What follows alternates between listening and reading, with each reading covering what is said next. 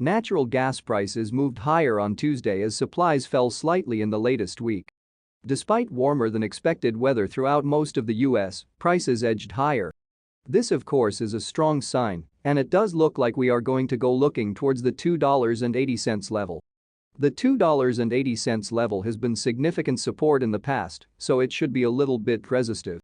If we can break above there, then the market is likely to go looking towards the $3 level. There is a slight gap above that level, so I think it is possible that we should see plenty of resistance in that area. The market of course is going to be very noisy as it is the middle of the Christmas season, and that of course means that we can have violent and erratic movement.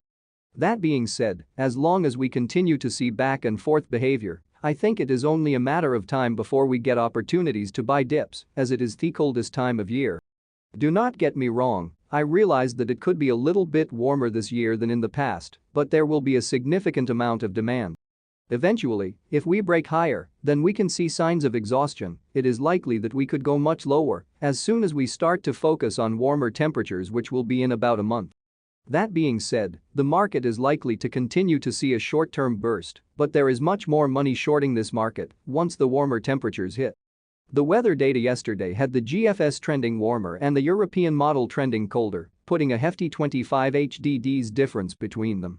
The overnight GFS and European models remained far apart as the GFS held its milder view and the European model trended further colder for December 29 to January 3.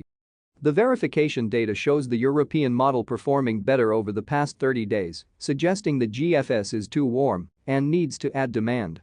If it's the European model that loses a greater amount of demand, the nat gas markets could quickly become disappointed. But with the European model not backing down from its colder stance, this makes today's midday GFS data important to see if it finally gains demand to close the gap.